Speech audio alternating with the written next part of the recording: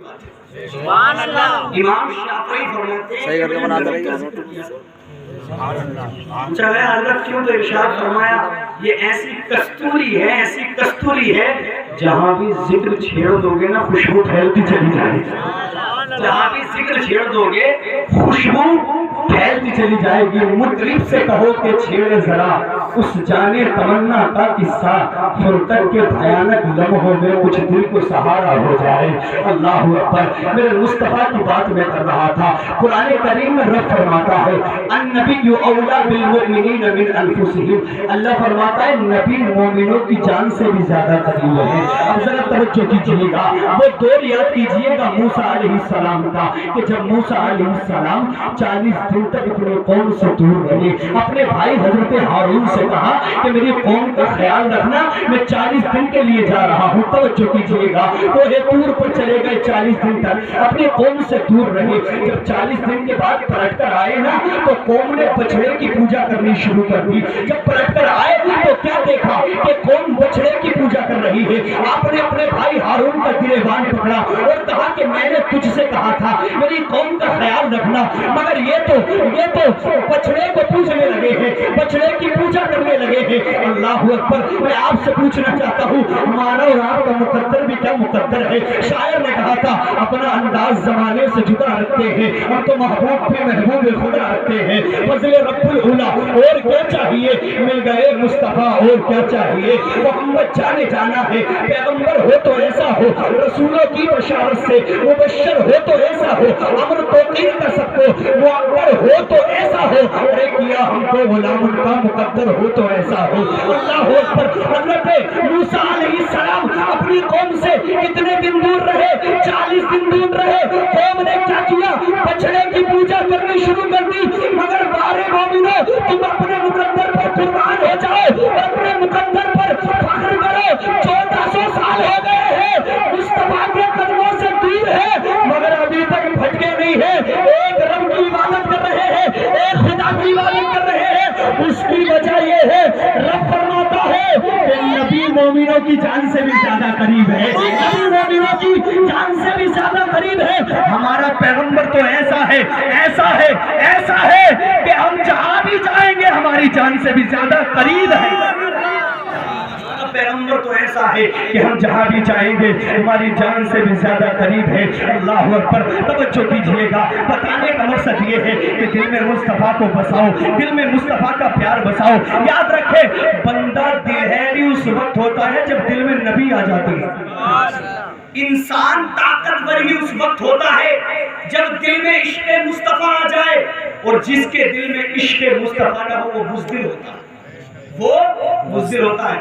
آپ نے نام سنا ہوگا تاریخ میں خالد بن ولید، کیا نام ہے؟ خالد بن ولید، سیف اللہ، اللہ کی تلوار، سیف اللہ، کیا نام ہے؟ سیف اللہ۔ حضور نے فرمایا یہ تو اللہ کی تلوار ہے۔ عرب میں اگر کوئی بندہ لڑتے لڑتے تلوار توڑ دیتا تھا یا تلوار ٹیڑھی کر دیتا تھا تو کہتے تھے بہت ہی بہادر جوان ہے، لڑتے لڑتے تلوار ٹیڑھی کر دی۔ مگر خالد کوئی معمولی شخصیت نہیں ہے، ایک تلوار نہیں، جنگ موتا میں اپنے ہاتھ سے 9 تلواریں توڑی تھی۔ اپنے ہاتھ سے کتنی تلواریں توڑی تھی؟ 9 تلواریں توڑی تھی۔ تبھی تو میرے مصطفیٰ نے فرمایا تھا کہ یہ تو سیف اللہ ہے، یہ اللہ کی تلوار ہے۔ اب ذرا سنیے گا کیسے بہادر تھے خالد بن ولید۔ خالد بن ولید نے اپنی زندگی میں 125 جنگیں لڑی۔ کتنی؟ 125 جنگیں لڑی۔ یاد رکھو اللہ کا ایسا کرم ہوا خالد پر کہ 125 جنگوں میں ایک جنگ میں نہیں ہارے، ہر جنگ کو جیت کر آئے، ایک جنگ میں بھی نہیں ہارے۔ اللہ اکبر، ایک جنگ میں کیا ہوا کہ آپ کی پگڑی گر گئی، لڑتے لڑتے تلوار کو چھوڑ دیا، پگڑی کے پیچھے پیچھے، امامے کے پیچھے پیچھے بھاگ رہے تھے۔ سپاہیوں نے دیکھا ارے یہ کیسا ہے؟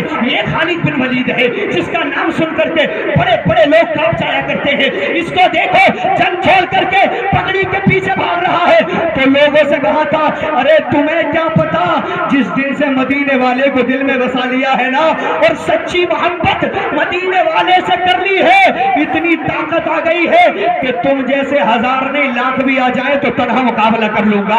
اللہ اکبر۔ خالد بن ولید نے کہا کیا سمجھتے اپنی پگڑی کی طرف کیوں بھاگ رہا ہوں؟ کیا سمجھتے ہو جو میں لڑتا ہوں یہ تلوار کی وجہ سے جیت جاتا ہوں؟ جو میں لڑتا ہوں اپنی طاقت کی وجہ سے جیت جاتا ہوں؟ نہیں نہیں، میں جو جیتتا ہوں اس کی وجہ یہ ہے کہ میرے اس امامے میں، میری اس پگڑی میں میرے نبی کے بال رکھے ہوئے ہیں، میرے آقا کے بال رکھے ہوئے ہیں۔ جب تک یہ بال میرے ساتھ رہتے ہیں مجھے جنگ میں کوئی ہرا ہی نہیں سکتا، مجھے جنگ میں کوئی ہرا ہی نہیں سکتا۔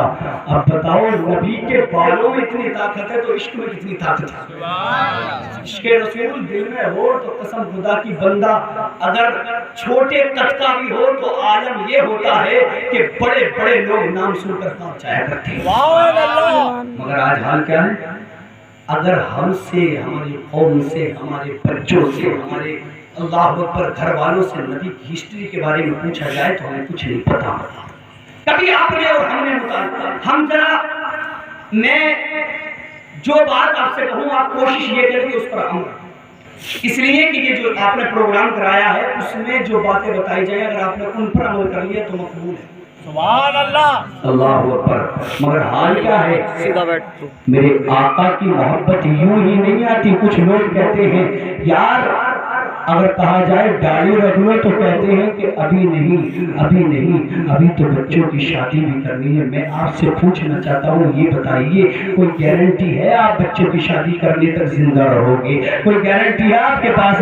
لوگوں سے کہا جائے نماز پڑھو تو کہتے ہیں کل سے شروع کروں گا۔ اگر لوگوں سے کہا جائے کہ بھائی جوا کھیلنا چھوڑ دو تو کہتا ہے کہ جناب چھوڑ دیں گے۔ مجھے بتاؤ تو صحیح آج ہمارا حال کیا ہے؟ ہم اپنے رب کی عبادت سے اتنا دور ہو چکے ہیں، آج لوگ کہتے ہیں کہ ہر طرف مسلمان کی تباہی ہے، جس طرف دیکھو مسلمان پر ظلم ہی ہو رہا ہے۔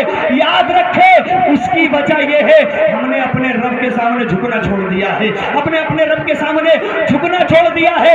جو قوم اپنے رب کے سامنے جھکنا چھوڑ دیتی ہے وہ سب کے سامنے جھکتی ہے، اور جو رب کے سامنے جھکتا ہے وہ کسی کے سامنے نہیں جھکتا۔ اب ذرا سوچئے گا، ایک مثال دے کر کے میں آپ کو سمجھانا چاہتا ہوں کتنا کریم ہے میرا رب، کتنا رحیم ہے میرا رب۔ اللہ اکبر۔ آج دنیا کے اندر اگر کسی کا بیٹا اس کے گھر میں رہتا ہو، اچانک باپ بیٹے میں جھگڑا ہو جائے یا استاد شاگرد میں جھگڑا ہو جائے، اگر استاد شاگرد میں جھگڑا ہو جائے، جھگڑا ہونے کے بعد میں استاد کہے کہ میں تجھے نہیں پڑھاؤں گا یا شاگرد کہے کہ میں تیرے پاس نہیں پڑھوں گا، اللہ اکبر، تو استاد کا کام کیا ہوگا؟ کہے گا کہ چلا جا، اللہ اکبر، وہ وہاں سے بھگا دے گا، بچہ دوسرے مدرسے میں جا کر داخلہ لے لے گا، یعنی دوسری جگہ جا کر پڑھنا شروع کر دے گا۔ اب بتاؤ جس استاد کے پاس وہ پڑھتا تھا وہاں چھوڑ کر کے پڑھائی دوسرے مدرسے میں آ گیا، اب وہ استاد جو ہے جس کے پاس پہلے پڑھتا تھا اس کے اندر ہمت ہے کہ اسے دوسرے مدرسے سے باہر نکال دے۔ سبحان اللہ۔ مثال سمجھ، اس کے اندر ہمت ہے کہ اسے جا کر دوسرے مدرسے سے باہر نکال دے کہ جناب نکل یہاں سے، میں تجھے یہاں بھی نہیں پڑھوں گی۔ اسی طرح سے باپ، اگر باپ بیٹے میں جھگڑا ہو جائے تو باپ کہے کہ میں تجھے اپنی زمین جائیداد سے بے دخل کر رہا ہوں، چلا جا۔ اب بتاؤ بیٹا امروہہ میں جا کر مکان خرید لے، اپنا مکان خریدے بنا کر کے اس میں رہنے لگے، اللہ اکبر۔ اب باپ جا کر کے اسے وہاں سے نکال سکتا ہے؟ نہیں نکال سکتا، اس لیے کہ بیٹے نے اپنی محنت اور مشقت کے ساتھ میں زمین خریدی ہے، مکان بنایا ہے، بس بلا تسبیح اور تمشید۔ اس طرح سے اس بات کو سمجھیے گا، اللہ اکبر، آپ نے اپنی پراپرٹی سے، اپنی جائیداد سے اپنے بیٹے کو بے دخل کر دیا، اس نے دوسری جگہ جا کر کے اللہ اکبر مکان بنا لیا، آپ میں ہمت نہیں ہے کہ اسے وہاں سے نکال دو، اس لیے کہ اس نے اپنی محنت سے بنایا ہے۔ اللہ اکبر، آپ کا بیٹا آپ کی ایک بات نہیں مانا کہ آپ نے اسے اپنی جائیداد سے بے دخل کر دیا۔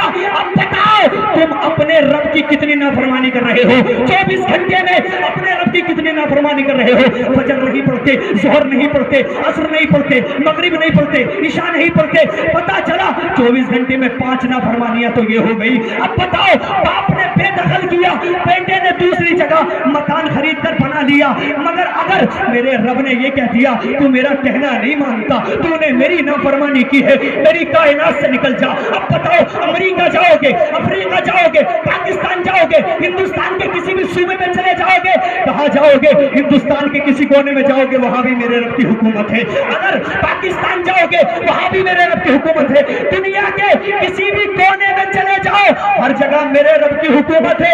اگر اس نے اپنی سلطنت طبیعت سے بے دخل کر دیا تو کہاں جاؤ گے؟ اس رب کی چوکھٹ پر آ جاؤ۔ جب اس کا قرب کوئی حاصل کر لیتا ہے نا، اس کا قرب کوئی حاصل کر لیتا ہے تو اللہ تعالیٰ اسے اتنا عظیم مرتبہ عطا فرماتا ہے، اتنا عظیم مرتبہ عطا فرماتا ہے کہ اگر مٹی کو بھی ہاتھ لگاتا ہے تو مٹی سونا بن جاتی ہے۔ اگر مٹی کو بھی ہاتھ لگاتا ہے تو مٹی سونا بن جاتی ہے۔ مگر اقبال نے کہا تھا خود کو کر بلند اتنا کہ ہر تقدیر سے پہلے، خود کو کر بلند اتنا کہ ہر تقدیر سے پہلے خدا بندے سے خود پوچھے بتا تیری رضا کیا ہے، کرو تو صحیح خود کو اتنا بلند۔ آج ہمیں غیبت کرنے سے فرصت نہیں، آج ہمیں جوا کھیلنے سے فرصت نہیں۔ بڑی معذرت کے ساتھ میں کہنا چاہوں گا 70 سال کے لوگ ہو گئے مگر انہیں نماز کے شرائط یاد نہیں ہوئے۔ آج لوگوں کی عمر 60 سال کی ہو گئی، انہیں وضو کے فرائض یاد نہیں ہوئے۔ ہمیں یہ تو خوب پتا ہے کہ ہمارے معاشرے میں کہاں کیا جھگڑا ہو رہا ہے، پنچایت میں کیسی کیسی ہمیں بات کرنی ہے۔ ہم نے کبھی اس کے بارے میں سوچا جس کا ہمیں قیامت میں جواب دے؟ کبھی اس کے بارے میں ہم نے خیال کیا؟ اور یاد رکھیں بزرگوں نے لکھا ہے جس کی عمر 60 سال سے اوپر ہو گئی وہ یہ سمجھ لے کہ میری زندگی کی اثر ہو چکی ہے، میری زندگی کی اثر ہو چکی ہے۔ اثر ہو جاتی ہے تو بتاؤ مغرب میں وقت کتنا رہتا ہے؟ آپ خود دل پر ہاتھ رکھ کر فیصلہ کریں، آپ سوچیں کہ زندگی میرے بھائی ایک مرتبہ ملی ہے، دوبارہ نہیں ملنے والی۔ اللہ اکبر۔ آج حال یہ ہے ہم جو ہے اپنے آپ کو بنانے میں لگے ہیں، کبھی اپنے دل کو بھی سنوارنے کی کوشش کرو۔ اس دل کے اندر جو ہمارے پڑوسی کا بغض ہے، ہمارے مومن بھائی کا بغض ہے، ہمارے رشتہ دار کا، ہمارے قریبی رشتہ دار کا جو بغض ہے، یہ سب کچھ نکال دو، آپس میں پیار بانٹنے کی کوشش کرو۔ یہ پارٹی بندی، ادھر ادھر کی باتیں، آپس میں جھگڑا، یہ سب کچھ ختم کر دو۔ رب فرماتا ہے، اللہ تعالیٰ ارشاد فرماتا ہے وہ تمہارے مال کو نہیں دیکھتا، وہ یہ نہیں دیکھتا تمہاری برادری کیا ہے، وہ یہ نہیں دیکھتا تمہارے پاس پیسہ کتنا ہے۔ فرماتا ہے ان اکرمکم عند اللہ اتقاکم، اللہ کے نزدیک عزت والا وہ ہے جو زیادہ تقوی والا۔ عزت والا کون ہے؟ جو زیادہ تقوی والا ہے۔ بس میں گفتگو اختتام کی طرف لے جاتے ہوئے ایک ایسے متقی کی بات بتاؤں کہ اگر اس کا ذکر نہ ہو تو تقوی ہی سمجھ نہیں آتا، اگر اس کا ذکر نہ ہو تو تقوی ہی سمجھ میں نہیں آتا۔ نام ہے صدیق اکبر، ارے بولو سبحان اللہ، نام ہے صدیق اکبر۔ اور معلوم ہے کیسا پیار کرتے ہیں نبی سے، آقا سے ایسی محبت کرتے ہیں جناب صدیق اکبر کہ جب مصطفیٰ جان رحمت کا وصال ہوا، آقا دنیا سے تشریف لے گئے، ظاہری پردہ فرمایا تو صحابہ روئے، سیدہ فاطمہ اتنی روئی، سیدہ فاطمہ فرماتی ہے کہ میرے بابا نے غم جتنا مجھے ہوا ہے اگر یہ غم دلوں پر ڈال دیا جاتا تو دن بھی ایک سائیڈ وہ دکھنا رہے تو جاؤں سے دن بھی رات میں تبدیل ہو جاتی۔ مگر اللہ اکبر، صدیق اکبر مصطفیٰ کے وصال کے بعد میں جب کوئی آپ کے چہرے کو دیکھتا تھا تو ایسا لگتا تھا کہ آپ کا رنگ سیاہ ہونے لگا ہے۔ اللہ اکبر۔ جب آپ سے لوگ بات کرتے تو کہتے صدیق بات سمجھ میں نہیں آتی، آپ سے گفتگو کرتے ہوئے آپ کے منہ سے بھنے ہوئے گوشت کی بو آتی ہے۔ تو صدیق اکبر سے کہا مسواک بھی کیا کرو، مسواک نہیں کرتے؟ تو صدیق اکبر نے کہا تمہیں نہیں پتا جب مصطفیٰ دنیا سے ظاہری پردہ فرما گئے سب روئے مگر میں نہیں رویا، میں نے سارا درد اپنے دل پر ہی رکھا، اس کی وجہ سے میرا دل جل گیا، میرا دل پگھل گیا، میرے منہ سے جو بدبو آتی ہے، میرے منہ سے جو بھنے ہوئے گوشت کی بو آتی ہے وہ میرے دل کی بو آتی ہے، میرا دل پگھل چکا ہے۔ اللہ اکبر۔ ذرا سوچئے گا، آقا سے اتنا پیار کرتے ہیں صدیق اکبر، مگر تقوی کا عالم آپ جانتے ہو، تقوی کا عالم یہ تھا کہ ایک دن آپ کا غلام آپ کے پاس کچھ لے کر کے آیا، اللہ اکبر، جیسے ہی لے کر کے آیا نا تو آپ نے اسے نوش فرما لیا۔ آپ کی عادت تھی کہ جب آپ کا غلام کوئی کچھ لاتا تھا تو پہلے تحقیق تحقیق کرتے تھے, پوچھتے تھے کہ یہ بتائیے لے کر کے کہاں سے آیا ہے, یہ جائز ہے یا ناجائز ہے. اللہ اکبر. جناب صدیق اکبر نے اسے نوش فرما لیا. جب پی لیا تو پینے کے بعد میں آپ کے غلام نے کہا حضور آپ کو معلوم ہے میں اسے کہاں سے لے کر کے آیا ہوں؟ تو جناب صدیق اکبر نے کہا بتا تو صحیح کہاں سے لے کر کے آیا ہے. کہا کہ سنو, زمانہ جاہلیت میں ایک بندہ تھا جو بیمار ہوا تھا, وہ آیا میرے پاس, اور جیسے ہی میرے پاس آیا میں نے اسے منتر پڑھ کر دیا تھا. جب میں نے منتر پڑھ کر دیا تو وہ ٹھیک ہو گیا. آج وہ مجھے ملا تھا, اس نے مجھے یہ انعام دیا جو میں نے آپ کے سامنے پیش کیا ہے. جناب صدیق اکبر نے جب اتنا سنا طے کر دیا